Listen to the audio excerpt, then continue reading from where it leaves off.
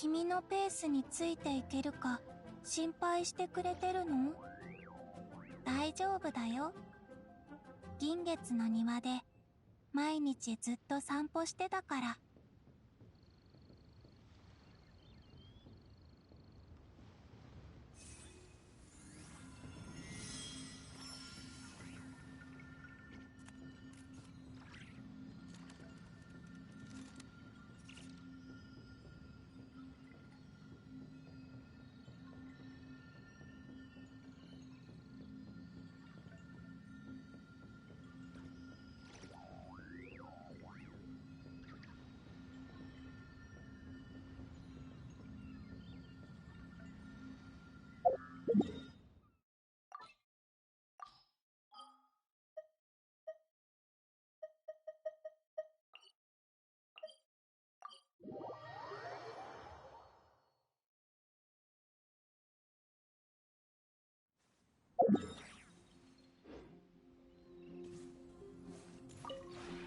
この同点。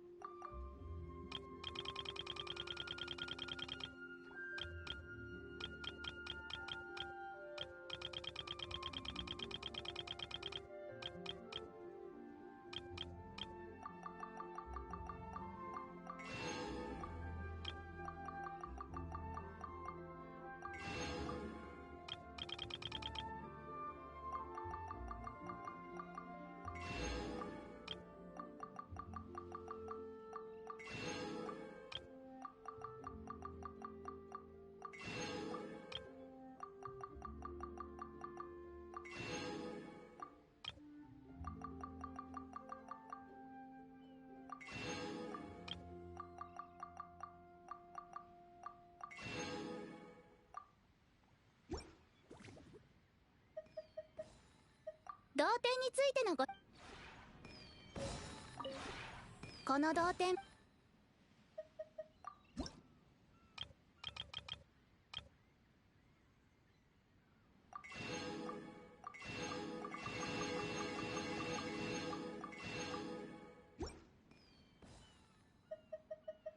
同点について。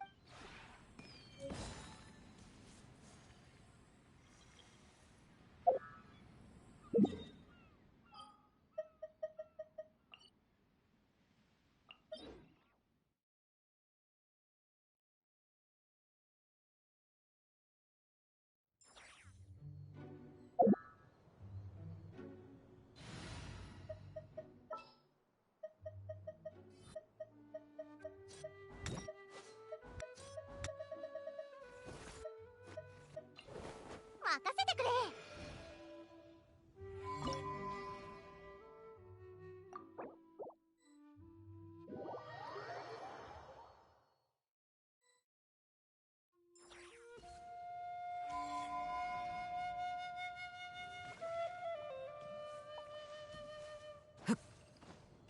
Oh shit, I've had bad experiences with Flynn's. Basically, the character they show up as is often the character they try to bring in. So they're like, oh, I like this character. I'm gonna have them in my active party, and when I join it, I'm gonna try to be that character. Now the problem, of course, with that is that it doesn't work in this setting. So let's see if we have people.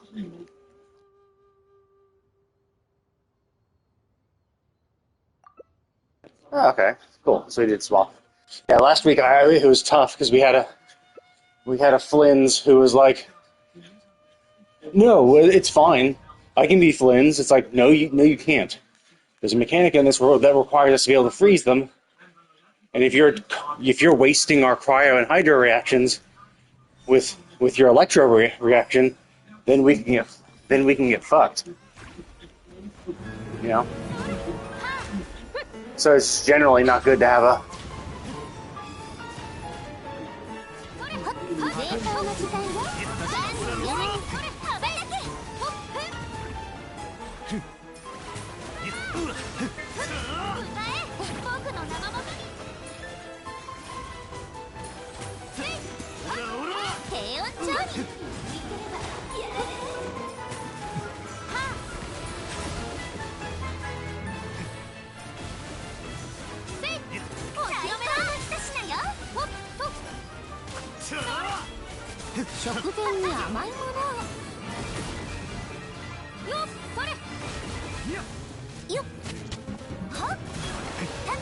So yeah, it's just concerning. Some people are selfish and they're like, oh, either they don't understand the mechanic or they are overly optimistic about it.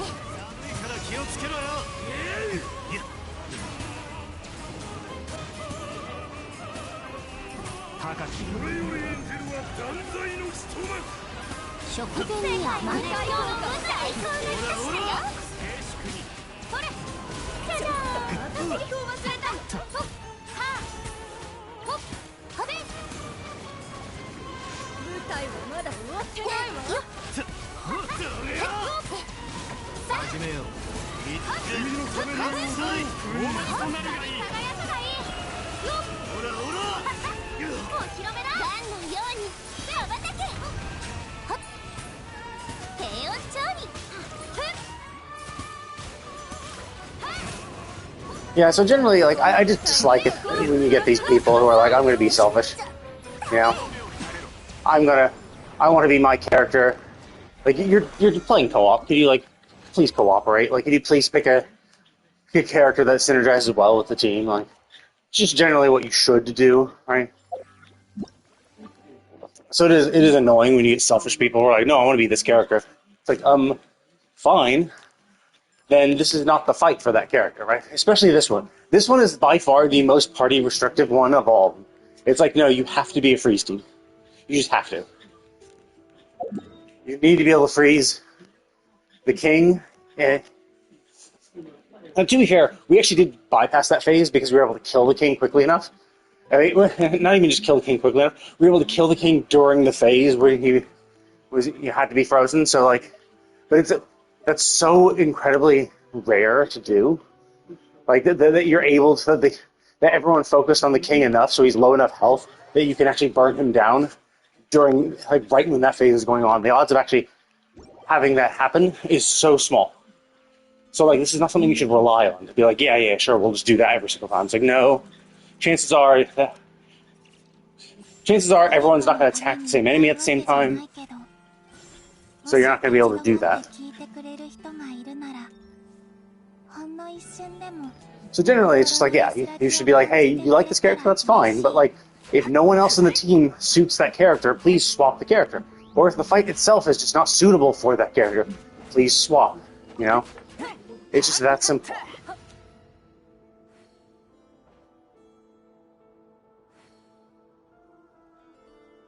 I hope they swap, because Bennett is actually really shit in co-op.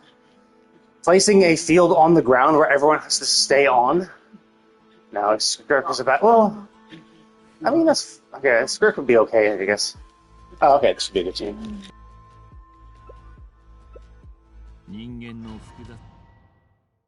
Now, like, level 70, I know, is like. But with a llama and a Flynn's, we should be fine.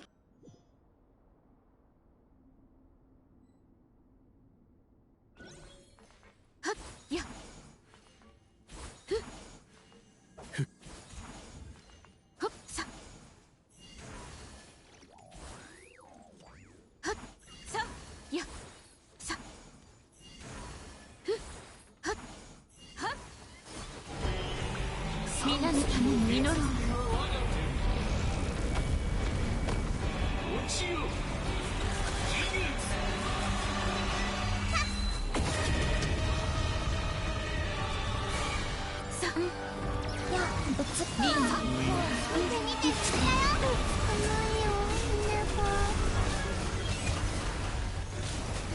の底へ。いや夜ですね。 Oh my god, dude, we fucking have. They're dead already. How the f 皆のために実ろう。月光のよう did she die already? 目を閉して。ほら、新月が暗闇は怖いですか。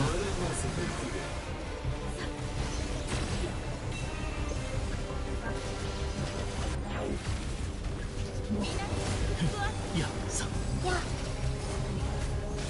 目を閉して。流れて暗闇は怖いですか。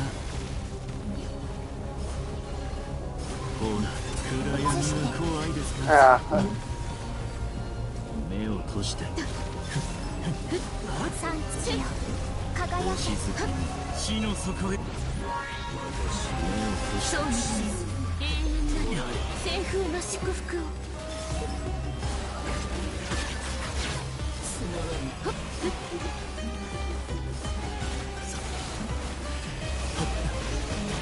深きは俺たちのさすこと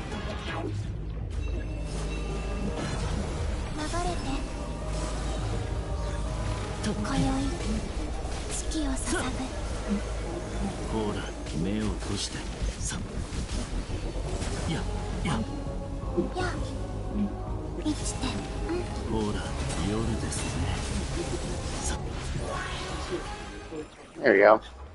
Yeah, obviously, no sustain is risky. You have to kind of pay attention and deal yourself. The fact that Aino died immediately is not great. Another reason why you shouldn't be level 70 going into an end game thing, because it's like you realize like level. Now she does scale off HP. So the reason why I was like, oh, don't be level 70 is simple, right? It's simple, right? It's you don't be level you don't be level 70 because you're just not gonna have the health, right? Not only are you gonna take increased damage to you, but you're also gonna take you're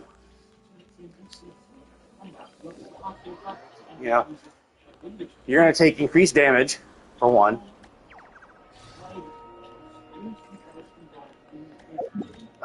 Okay, you're gonna take increased damage from the boss. That's just how it is because of how level scaling kind of works. It's like, if you're lower level, you do less damage, you take more damage. And generally level 70 will have lower health, so it's like, okay, that's risky. Now, Aino is an HP scaler, I think. Actually, maybe not. Actually, because it seems like all her kit is based on attack percent. Because it doesn't explicitly say HP percent, so it could be that she's not HP scaling.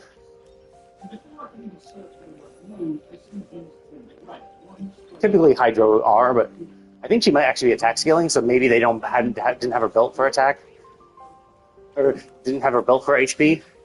In that case, you're like, because normally like Hydro have a little bit of leeway because you can be like, oh well, okay, that's fine then. I'll just be oh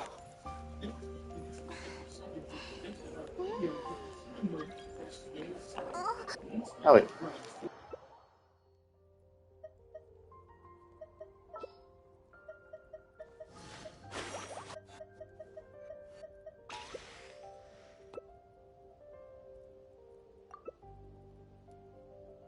Okay, let's have an actual healer.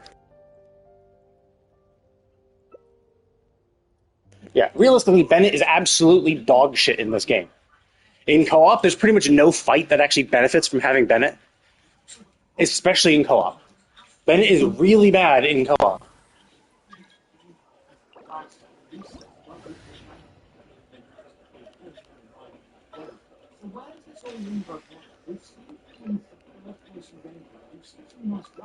What is it? They recommend EM because she's there for reactions. So she wants a lot of reactions. She wants a lot of reactions. So it's like, oh yeah, because she's not really there for damage. She's there for Hydra application. So obviously, if you have high EM, then every reaction she causes will have a benefit. It's gonna follow me.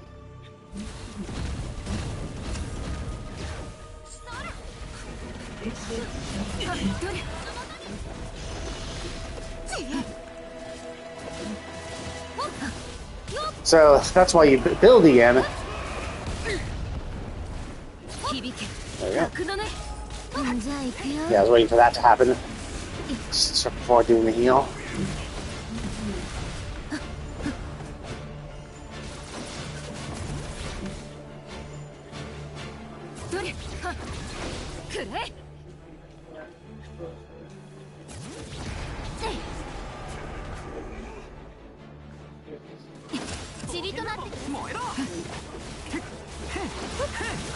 But I just don't know. I just can't remember what she actually scales off of. She scales off of. I was looking at her kit recently. I was like, I think it scales off of tech. Well, yeah, no shit. As I said, she's an enabler. She enables reactions.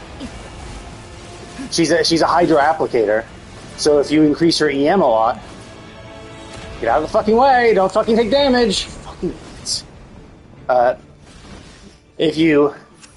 She's there to apply Hydra. Oh, okay. I mean, kinda, right? Like, technically, yes, that is helpful, because she is there not to do damage. She's there to apply Hydro, and when she applies Hydro, obviously the more she can react, the better, right? Oh, shit. Okay, this is gonna be tough.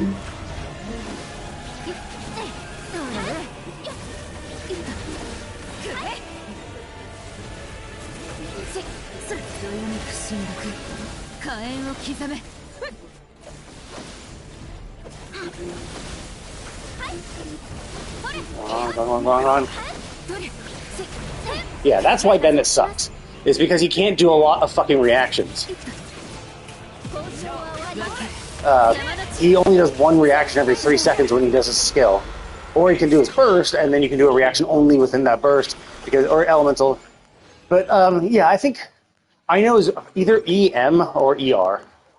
I think she wants her because like, her main source of application is her burst, so you want to make sure her burst is up 24/7.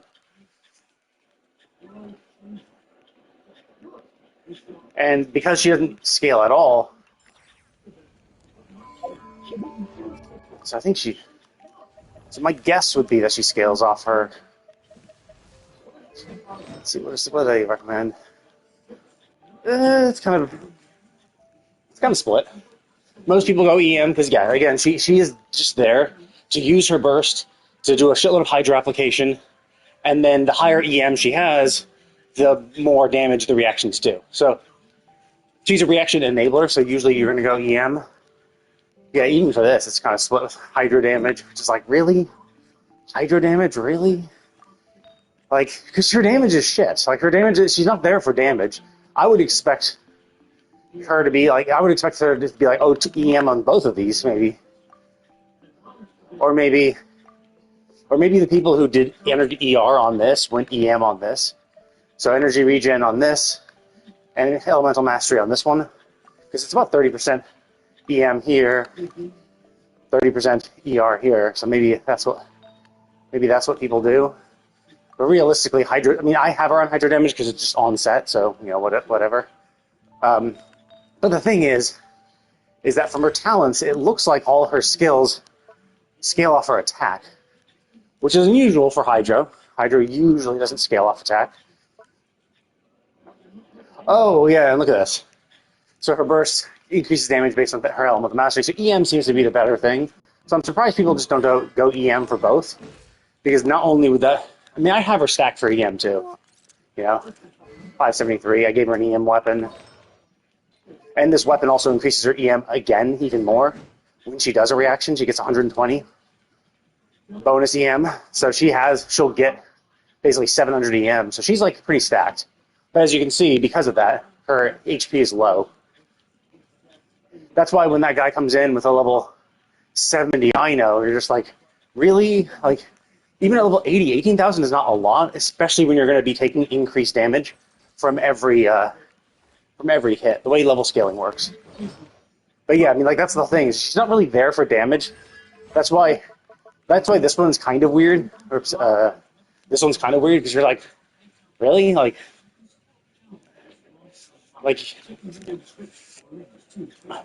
She's not really there to do damage because she's a 4-star for one.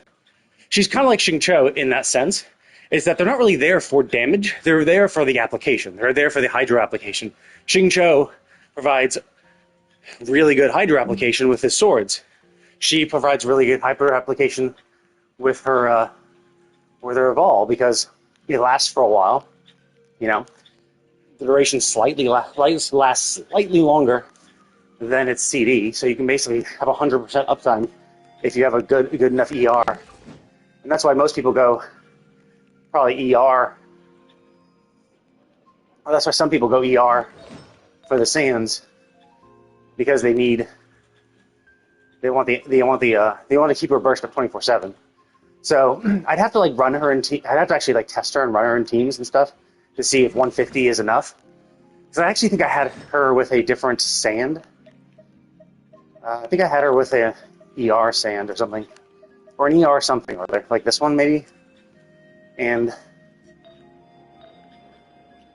then I think she might have had something on set if I swap it for this, because that's super good. So, oh wait, no, it was the weapon. I had her with the Favonius weapon, and the Favonius gave her 60 ER, and if she crits, she gets particles for the team. So, like, generally, I think a lot of people recommend this weapon for her, and I think that's maybe why more people went EM on the Sand, because they give her this weapon, so they don't need ER. Because, like, if I had this weapon, I have over 200% energy recharge, which is really good. Like, usually that should be perfectly fine.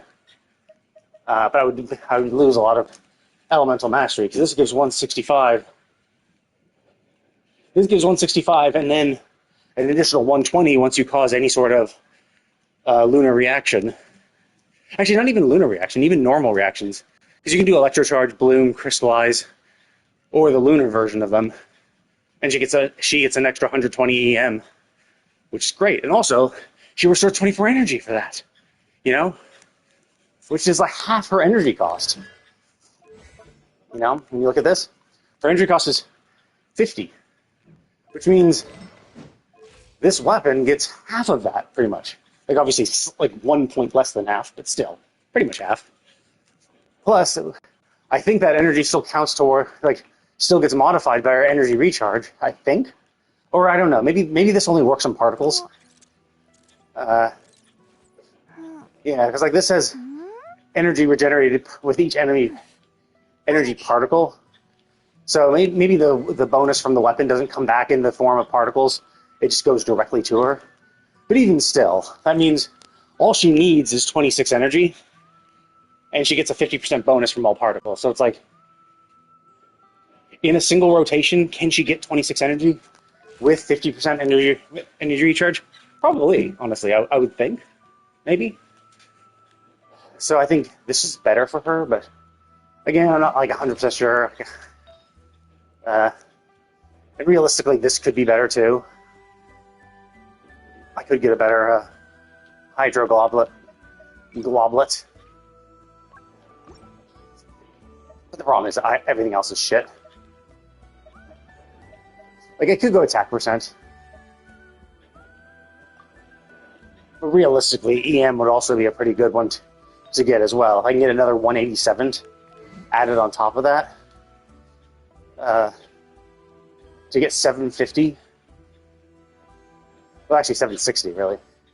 So to get 760, and then with the bonus 120 from that, it would be 880, would be insane. She'd be doing shitloads of damage because of the modifications. So I don't know. I don't know if it's honestly worth a Hydro Goblet. I don't know why they go Hydro Goblet on this. Because it's like, sure, right? Like, the more EM you get, there is diminishing returns. So getting another bonus damage from another source. So it's like, oh yeah, sure, you have your bonus from EM, but now we're going to add a multiplicative thing to Hydro, which you're not getting a bonus at all. So that's a 50% bonus. So, or that's a 46% bonus versus maybe just a 10% increase if you go EM on that, something like that. But then again, it's also like she's all there for the reactions, and so maybe the EM is just worth it overall anyway.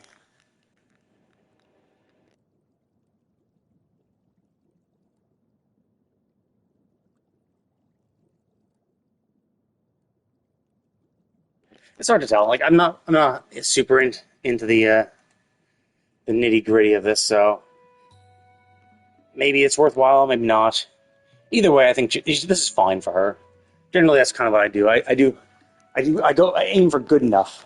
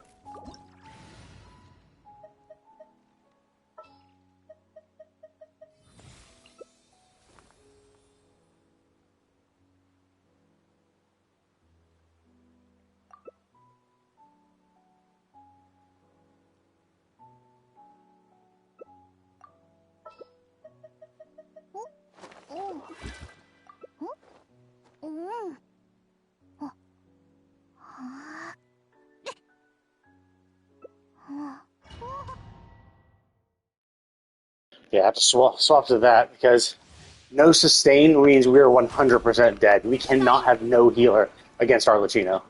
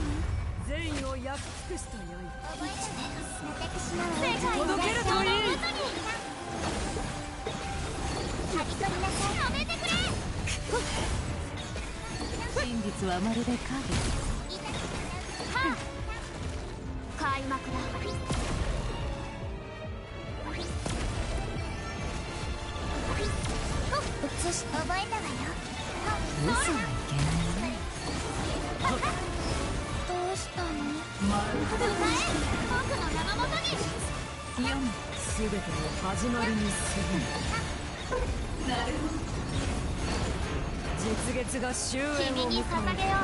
滅亡は繰り返される。これは塔にかかる。そらせいは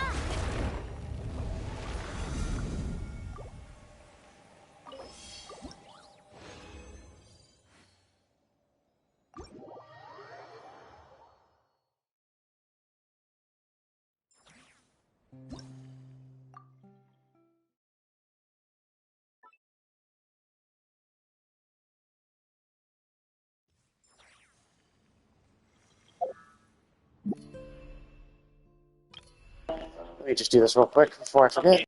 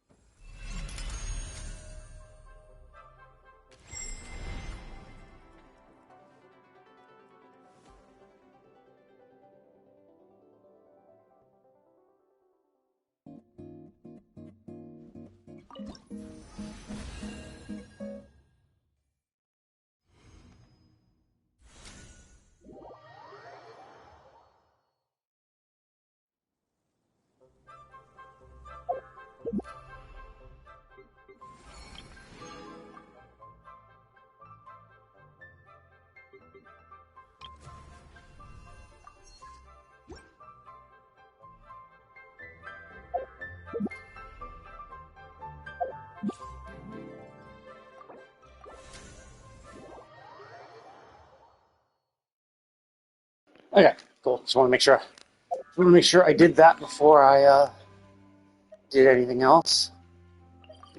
Because I have to do it. I have to do that basically 5 days of the week, which means I only have 2 days where I can fuck up and forget. So it's better to just, if I remember, do it as soon as you possibly can. Because I do want to get that maid outfit. As hell, you know, it's free. Might as well do it.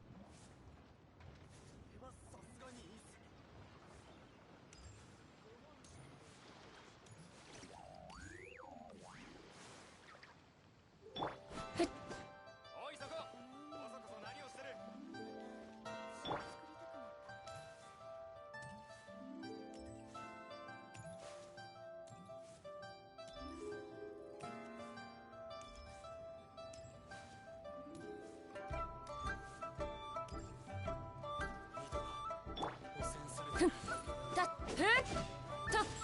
てや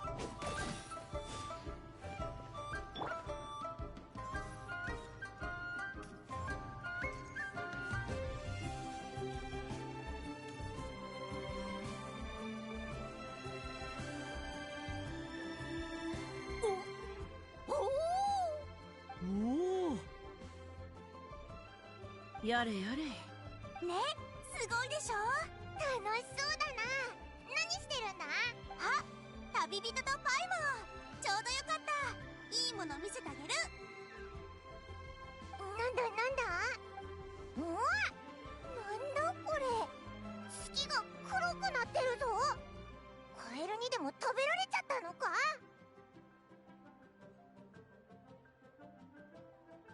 パイモン、君が戦書曇月を知っているなんて。おい、これでもオイラはスメール。でもこれはリーユへの話だろ。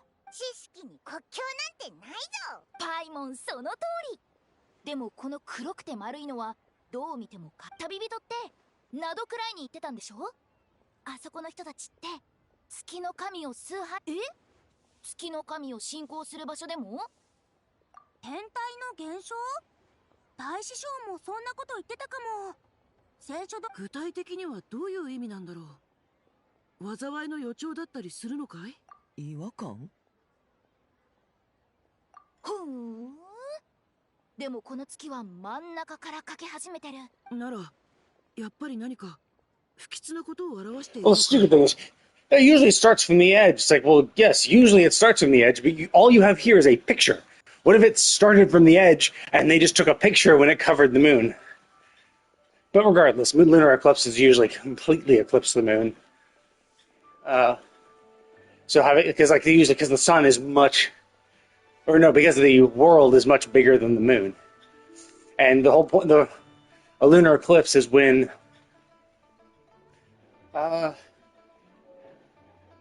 it's when the planet you're on covers up the moon, or is it the sun? Maybe it's the sun. No, because like it can't be the sun. It's obviously at night. So yeah, I'm pretty sure it's just when the planet you're on covers up the moon, and the planets are usually bigger than the moon, so it should completely cover it. So the fact that it's only a small little thing is actually the big point of contention here. Not that, oh yeah, we took a picture when it just was in the center. Like, oh, it not being in the center doesn't mean shit when you have a picture. It'd be one thing if it was a movie, right? If a black spot appears on the moon and then disappears without ever moving, then yes. But like, it's a single picture, or they could have just caught it when it's in the center and not on the edge. So I don't think the whole point of, oh well, it's not on the edge. It's like, what?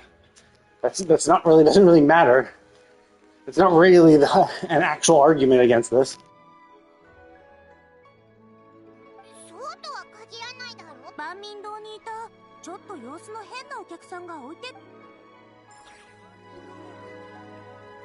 皆様、この仮説を迎えるにあたり、私ロコ校はリーユエ校だけでなくテイワット全土に名を轟かせる考古学者。どんな上級学校にも通ってないけどたくさんの宝物を掘り出してきたわ。それに父さんが言ってた苦労を重ねたものこそ。なんだ黒瀬鈴木の唐辛子煮込みを食べすぎて気が狂ったんじゃないのか。ちょっと甘く見ないでよ。教えてあげる。老韓国の宝物を発掘したの。戦書曇月の写真。老韓国？戦書？やっぱり黒瀬鈴木の唐辛子煮込み。ちょっと聞こえてるわよ。黒瀬鈴木の唐辛子煮込みはね、私の大好物なんだから。おい、あんた。お前のような愚かな文盲は殺してやる。殺してやる。殺してやる。落ち着いてくれ。私を見下してるの？ここは食事をする場所だ。はあ？一体何様のつもり？私がもう少し敬意を持って話しなさい。わかった。ここには他の客もいる。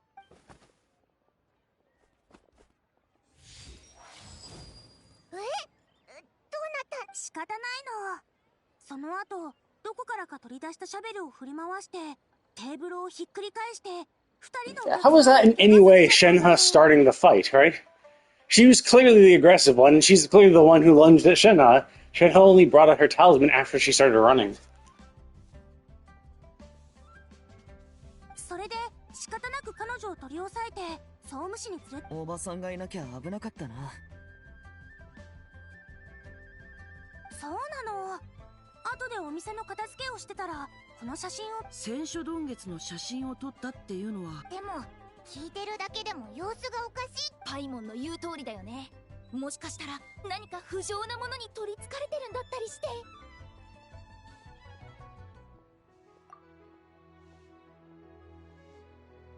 おばさんがいたんだから、もし。それも一理あるけど。フータオ。そう、もしかしたらすごい古代の遺物を盗掘して、やば音量の神通力がすごすぎて。それは想像力が豊かすぎない？もし本当にそうだったとして、シャンリンの腕前には音量だって引き寄せられちゃう。ちょっと待て、そいつ老韓国。老韓国？兄上が言っていたけど、最近リーユ刻まれた文字も部分的に解読されていて、その中につまり老韓って。でもいつその言葉を聞いたんだ。そうそう、思い出したぞ。ロジーの先祖が白馬の仙人から聞いたんだったよな。白馬の仙人？あおう、白馬の仙人ってすっごく不思議な。白馬の仙人ってさっきの金木上皇月光のことじゃないの？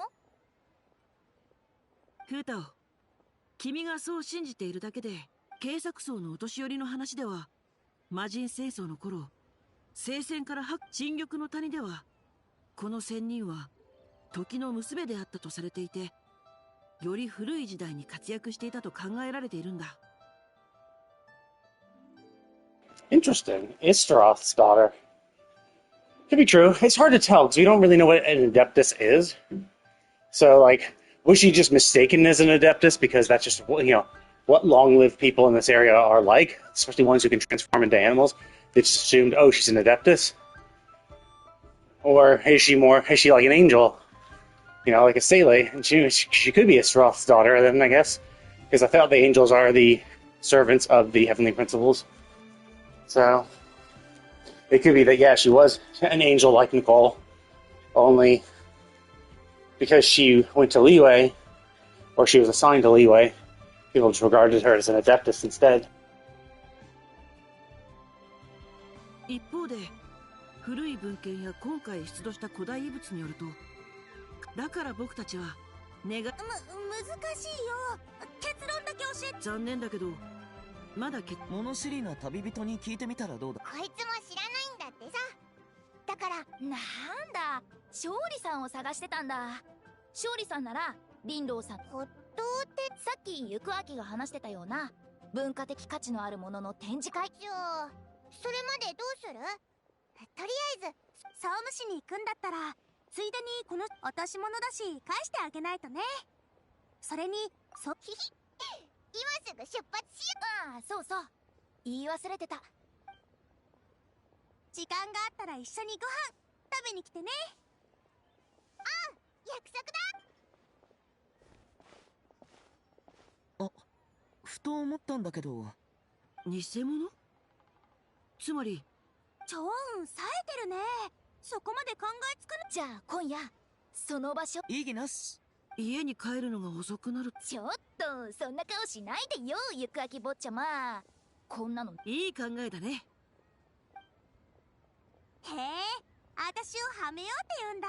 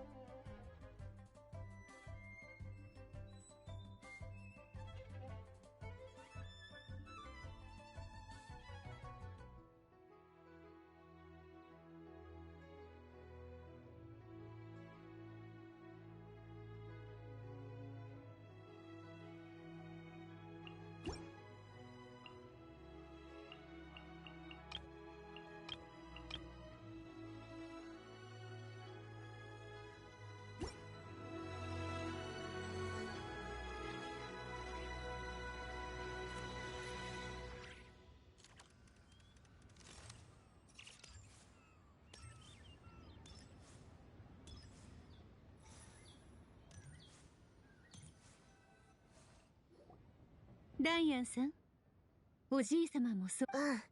解凍祭、月は暗く沈むって毛が出たんだよ。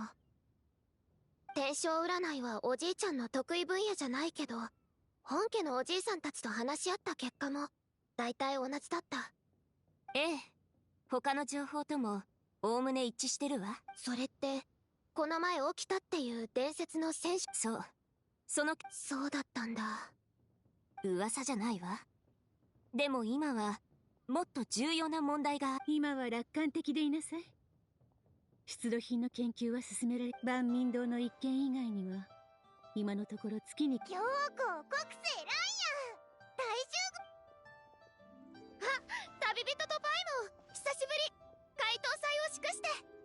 港で消灯を見てるかと思ってたのに、まさかここで会えるなんて。解凍祭を祝して。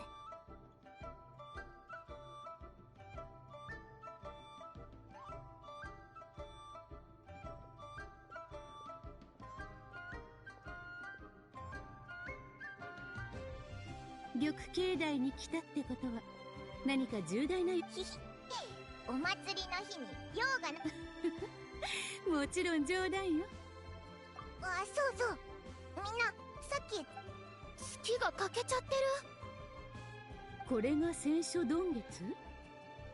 事実だと分かってはいても、こうして写真を目にする。万民堂で騒いでた客が落としてったらしいぜ。掃除してる時にこの場所ってそういうわけじゃないけど、石棒台は陳玉の谷の先人が、この写真の月がちょうど石棒台の上にあるからちょっと面白いわね。陳玉の谷の双眼鏡園。調査によれば、騒ぎを起こした六王公の父親と祖父はリーユエ港で商売を。 Oh, 母親と祖母 interesting. は故郷の行営 They 層 migrated from で the お茶を栽 chasm 培してるの。 because yeah, that goes in line with the story we heard that that the White Horse Adeptus helped lead the people out of the ruined city, and the chasm was fucked over by the Heavenly Principles. They dropped a pillar down on it, and we found their pillar down below in the cave. So the chasm could have been where that city was. Heavenly Principles dropped the pillar, and because Zebai, or Zebai, what was her name again? Zebai, I think. Zebai helped lead them out of the chasm to another location. She was punished. So the chasm is where they're from. Okay, so that is in line because yeah, they did receive heavenly punishment, and that's why Zebai got punished because she helped the people who are, the Heavenly Principle were trying to screw over. Now, it does beg the question of why did the Heavenly Principles try to screw them over? Hard to say. Although, who knows? Maybe they were corrupted by the Abyss. Because, there was also a bunch of Abyss-related Conria shit down below. And it could be that it was just bad luck. It could be that Conrian... it could be because, Conrians supposedly lived underground and had a network of... So it could be that it's just the Liyue people just happened to live above the Conrians and didn't even know they existed down there. And the Heavenly Principles were trying to punish all the Conrians, and the people on top of the chasm got screwed because of it by collateral damage. Maybe. Although we'll see if that is mentioned later.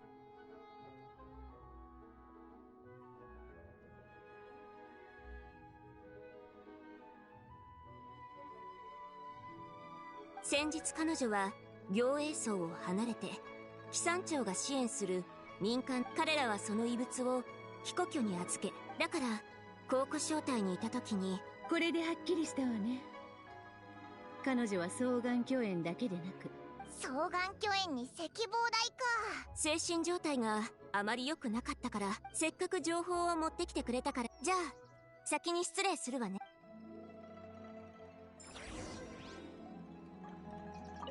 なんだか。でも何に？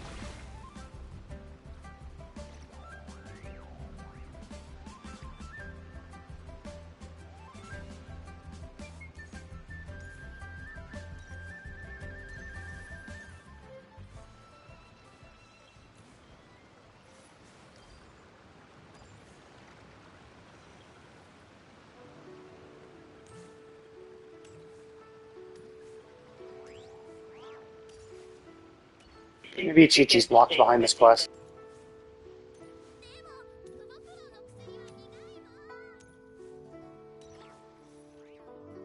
おや国生さんに。なんだ、あんたたちも来たのか。白術先生、お邪魔するわね。例の患者さんに会いに来たのですか。お急ぎの要件でなければ。ええ、とても不安定な状態です。ですので、とりあえず鎮静効果のある薬を出し。そう、あまり良くない。ご心配なさらず。簡単に交流してみましたが、自分の願いを叶えることに執着。最初からな。自分はいつかなお。今じゃ七星の二人は少なくともあいつの今まで見てきた中でとても珍しい症例です。何が原因なのかしら。双眼虚炎でおそらく2日後には答えがわかる。待つしかないわね。ええ、何か。双眼虚炎の異物って言えば、今夜の展覧会ではそうよ。展覧もともと勝利を探しに行くつもりだったけど展覧会の品物はすべて総務士に記録が残ってる。確かに変わったものもあったわね。今は老眼ってどうしてそれを。行明から聞いたんだ。古い詩とかも行明坊ちゃまもなかなか情報通ね。残りの文字も単なる詩ではなく、月や神々への祝詞だったようね。月と神々を。さて、そろそろ展覧会の港で展覧会の案内人が必要ないし、それに今回の規模の大きな展今夜はいろいろ。それじゃあ楽しんできて。写真をありがとう。国生ってやるべきことをじゃあまた。よし、港に行って展覧会の案内人を探してみようぜ。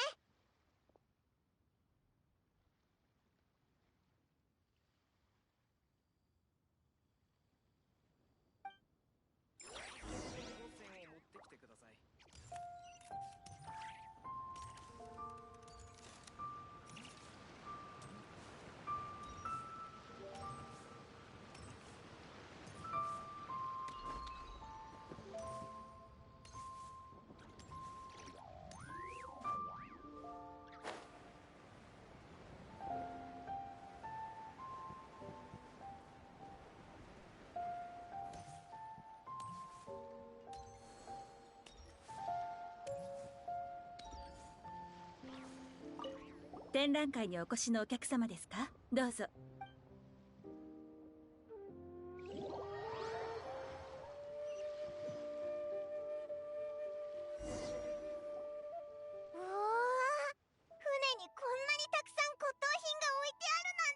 二人とも変わりなかったか。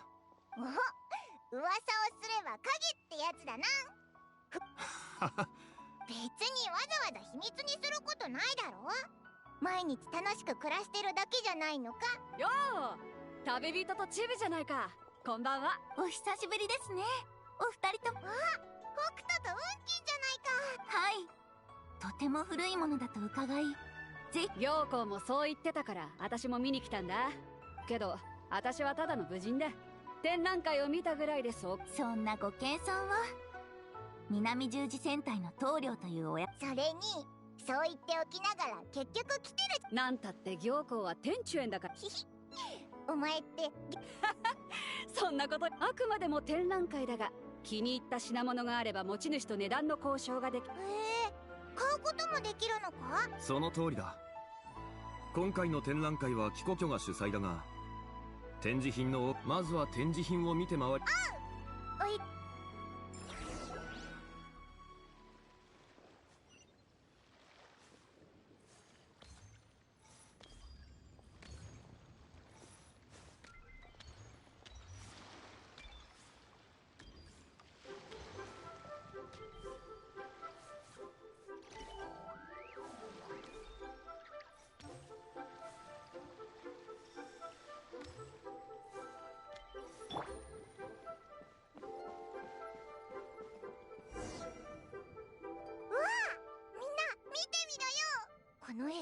きなカエルが描かれてる。これってよく見てみますと絵の材質が一般的なものでは。先生の言う通りだな。これは千書丼月の絹絵だな。桑の千書丼月、やっぱりそうだと思ったぞ。このカエルがすっごく目立ってるからな。それはなんだ？万民堂の新しい料理か？月食のことだぞ。北斗は最近聞いたことはあるが、伝説ではそうそれじゃあ料理。あのカエルの隣にいらっしゃるのは白馬の仙人様でし。おそらくそうだろう。実はこれは随分前にそういうわけでもない。よく見てみると主者や群青など、つまり双眼巨炎に由来する。じゃあやっぱりさすがは勝利先生、博識でいらっしゃいますね。私は千書丼月、もし本日この絹絵を買い求めることができ。それが雲金殿の望みなら将来の演目。勝利先生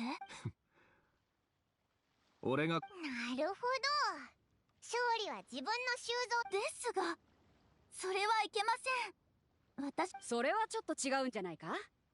私は教養な。北斗殿は見る目があるな。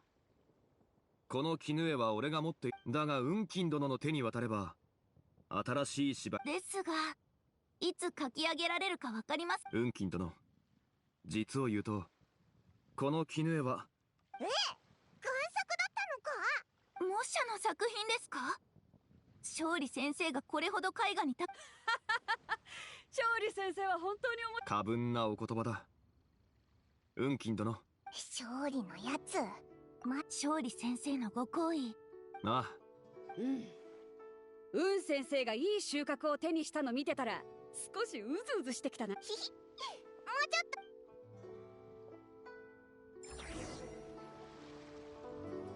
と。この銅の戦車かなり迫力。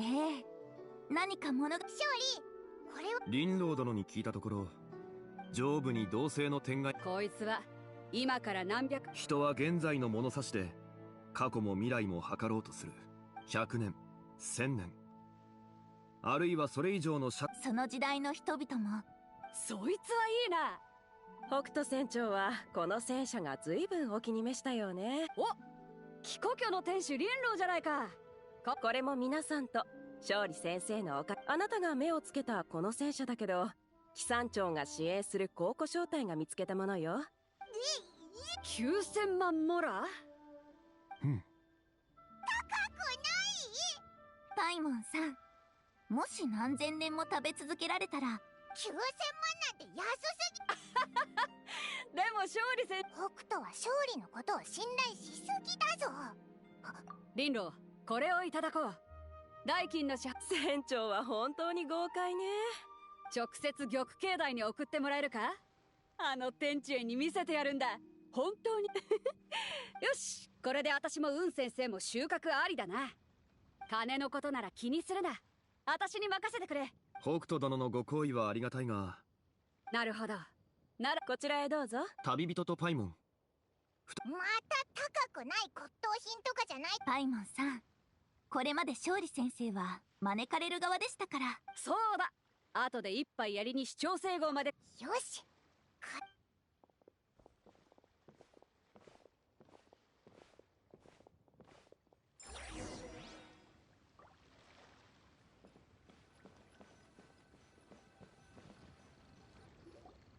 勝利先生、私たちが。おお、いろんな種類があるぞ。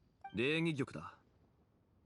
沈玉の谷の灯籠の儀式はじゃあこれ全部灯籠。パイモンは知らないかもしれないが、灯籠の儀式が行われる以前、兵をもって天を来し、宋をもって地を来す、慶をもって東を来し、小をもって南を来し、古をもって西を来し、項をもって北を来す。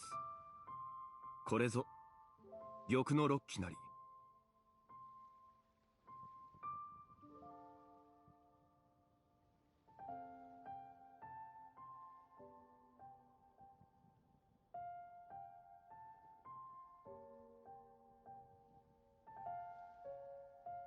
Yeah, it's interesting because obviously one of those things has a little moon on it, so I guess this is maybe used to celebrate the moon.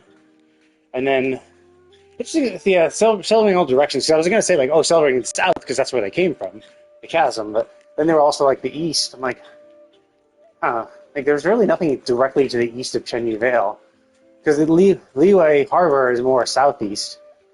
Basically, both the chasm and Liyue Harbor are south. Chasm is just more south, I believe. だが残念なことに、 And then リ Liyue ンロー Harbor is ド more が集めた礼 southeast. 儀玉は玉形と玉子が欠けているな。ごめんなさい。これらの玉器は年代があまりに。構わない。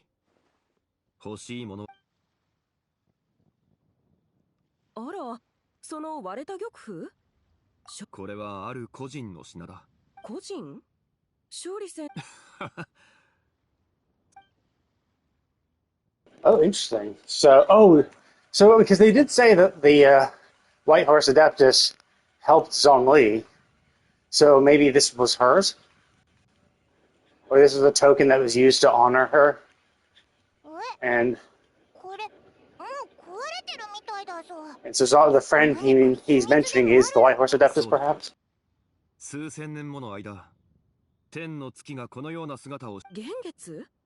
まさか昔の月はずっと満月だった。調べる価値はあるな。さすがは勝利先生。勝利先生がこの玉器を。リンロー殿。こういう展覧会を開くことが私の長年の夢だ。勝利先生のお力添えのおかげ。俺はただ知り合いに勧め。それだけで十分よ。勝利先生の推薦がなかったら。おお、珍しく勝利がまともなことやってる。Oh shit. It's active.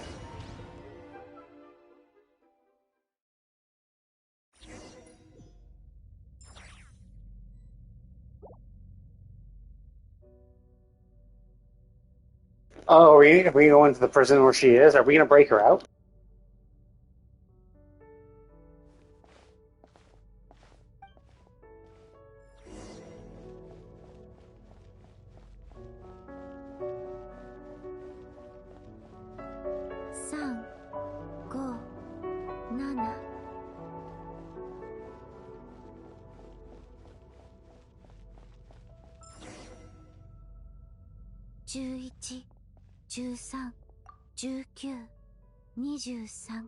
Oh, she's counting crimes. Interesting.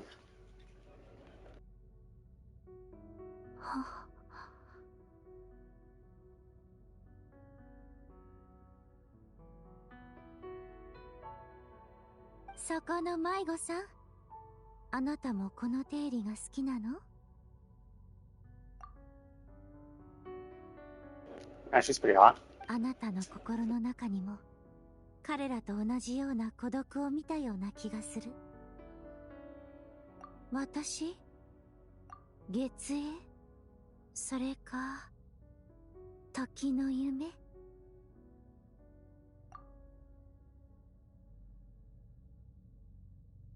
ごめんなさい。そんなことを聞かれたことがなくて。長いことずっとここにいるから。あなたがここに来たことについて。でもあなたからは月光の導きを困っているようだけれど、あの方向が帰り道だって。いつまで歩いても。あなたも試してみて。いいえ、私の時間は。さようなら。月の光が永遠にあなたを照らします。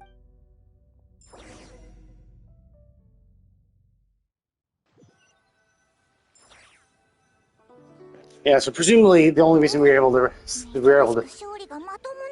Oh, okay. So I was wondering if we were like conked out or something, like we fell unconscious and people would be worried about us when we came back. It seems like it all happened briefly in a second, but I assume that it's the Kuvaki inside us that allowed us to resonate with this artifact. 顔色が悪いが大丈夫か？どうしたんだ？お腹でも痛い？リンロー殿、申し訳ないが。ええ、問題。旅人、パイモン。ああ、そうだ。玉府の代金は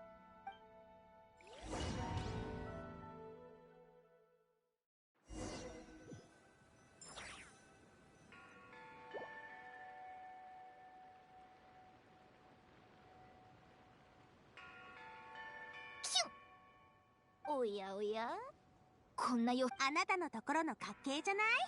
展覧会に行ってきたんだから、お金をたくさん使っちゃったはずだよ。ああ、家系は何もかも最高なんだけど。もうダメそうだな。うん、もう遅いし、今日はこの辺にしておこうか。え、もうそういえば私、明日は新作料理の試食が。はいはい、みんながそう言うなら、この戦書丼月とは。Yeah, I bet it's gonna happen as they're about to leave or something.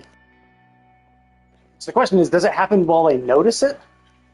Or does it... okay, no.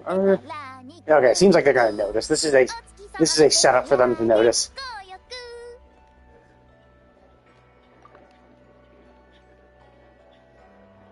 Okay, never mind, they weren't.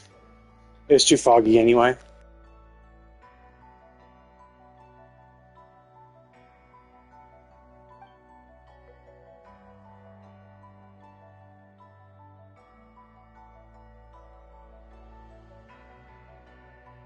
Is it a hole in the firmament? I'm not quite sure. See, yeah, my thought was that maybe this picture was taken when we were doing all the shit with Doctori. So I'm like, oh, maybe that's it. Maybe Doctori caused this issue. But the fact that it's still happening even after we beat him. And technically, you don't have to do that story beat now. But to be fair, like, it could be there. Like, no, like, this is set after that. And they could have even made it a requirement. You have to do the story before you do this quest. I'm not sure. Like, I had done the story, so I didn't get stopped by it. But it could have been that was a requirement. I doubt it. Usually they don't do that. But they could have still said, okay, well, we're not going to make it a requirement so that people who are not that far in the story can still participate. But just be aware that this is supposed to be set afterwards, you know? It could be something like that. そうだな。さっき。どうやら彼女と不可思議な精神的つながりを持ってしまったようだな。お前もすでに気づいていたようだな。そうだ。彼女こそ伝承に語り継がれる。So I was right. This is Levi. 玉府の中にはいない。月影の中にいるんだ。この玉符はその媒体に過ぎない。お前がなどくらいで大きなことを成し遂げたことは聞いている。ではそれ以前、数千年もの間、公天にかかっていたもう一つ。おいらたち、そんなこと考えたこと。そう。あれは確かに偽りの月だ。その本質は月の。白馬の仙人は月影に閉じ込められ。でも。今空に浮かんでるのは本物の月だよな。本物の月が戻り、影は自然と公天の位置を失った。今 Oh, I see. So it could be that the thing that's quote unquote devouring the moon is the projection, the moon shadow that's being projected on the moon itself, and creates a weird feedback loop that maybe if you're blank. Because it could be that it's a reflection, so basically it's a reflection on the firmament itself, so it could be that when the moon's outside the firmament, it takes the light from one end and projects it to the other end, right? But now that the moon's on the inside, it's taking the light from the moon and projecting it outwards, outside the firmament, which is why the light that it's reflecting outwards, so basically it's basically blocking, absorbing, and reflecting the light back essentially towards the moon itself and the outside, which is why it appears as an empty gap, because it's basically any light that would normally come from the moon hitting that circle and being reflected back towards the moon and outwards, therefore appearing as a black spot, because the light that would normally have reflected down to the earth is being blocked by that reflection.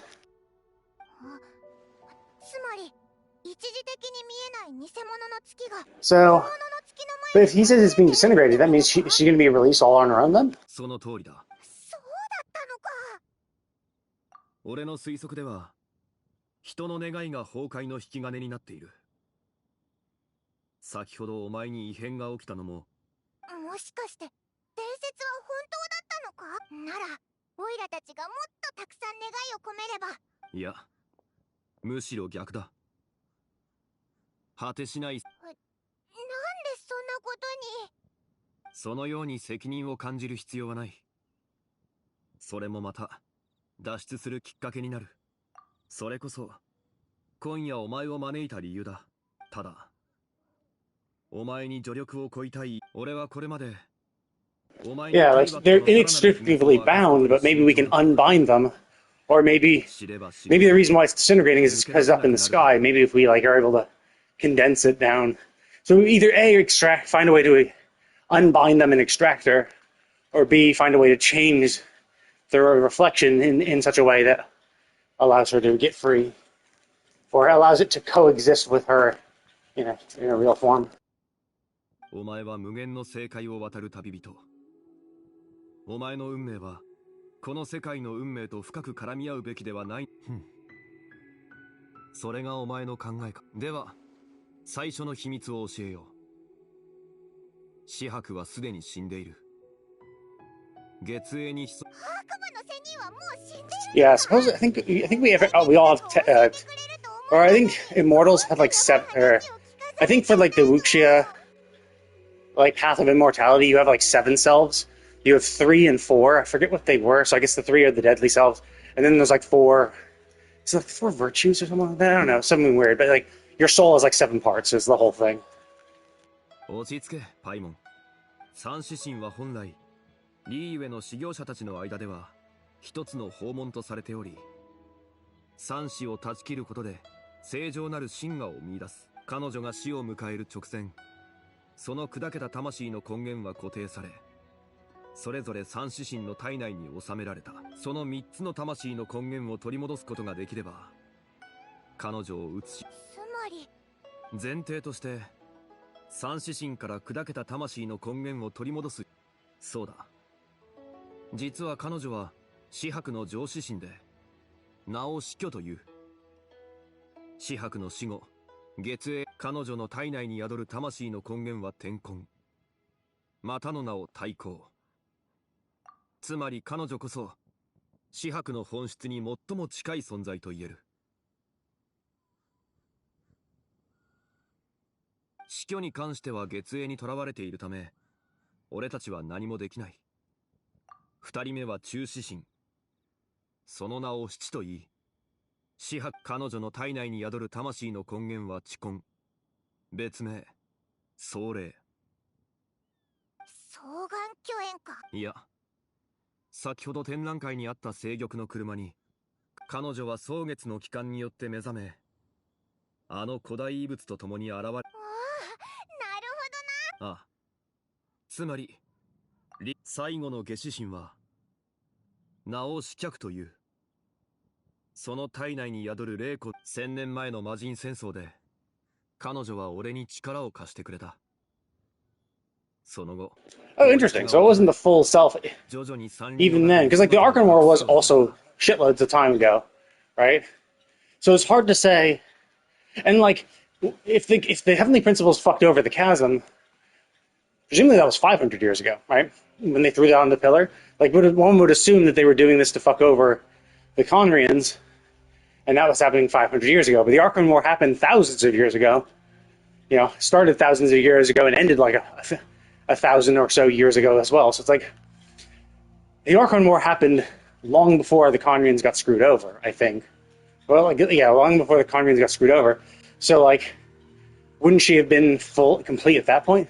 Unless they're saying the chasm, the shit that happened in the chasm maybe happened before the Archon War, maybe during the War of Funerary Flames, maybe that's when the pillar went down. In which case, because her being punished was her being punished for leading the people out of the chasm, so she would have been killed and split, and her soul shattered at that point when she was punished.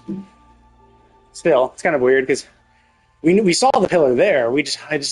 And we also saw a bunch of like Conrians, a bunch of Hilichurls, and that's when we learned about like, oh, the Hilichurls are really Conrians who were cursed, and we saw a bunch of them there. So, it's not. One would associate the pillar being there with the Conrians, and we all know that happened 500 years ago. So, according to this, it might have been even longer ago than when the pillar went down and fucked over the castle. 彼女の居場所を突き止めるのはそう難しくないはずだ。紫伯は生前、市井の人々を好んでいた。つまり今、人々の集まる理由へ。憑依？待てよ。そう。もしかしたらすごい。そう、あいつだ。確かお前たちはもう目星を。あいつは不袋にいるけど、白術が言うにはすごく勝利はそいつだ。可能性はある。指針は元より汚れた存在だ。ちょっと魔人戦争の後、下指針の刺客は自らの姿を隠。でもまだ言ってないことがいっぱいあるよ。それに一体誰。この計画がうまくいけば、自然とその答えを知ることに。I mean, not really. Even if it fails, it'd be nice to know. ではその質問に答え、時の決心だ。Oh, interesting. So, I would assume that this then lends credence to one of the legends that Zebai is the daughter of time. So it could be that Istroth saved her because she is her daughter, or at the very least a creation, right? Maybe it didn't give birth to her, but if she was created by Istroth, it would be. やはりお前は時間を司る力のみが紫伯の残魂を中指針の七を探しに行く際は気をつけろ。この力が解凍祭の夜、リーユエ港では願いを込めた消灯が大量に飛ばされる。それは檻が完全に開く瞬間であると同時に最も危険な瞬間となる。もし他二つの魂の根源を探し出せなく、先ほど言った通り、まあ。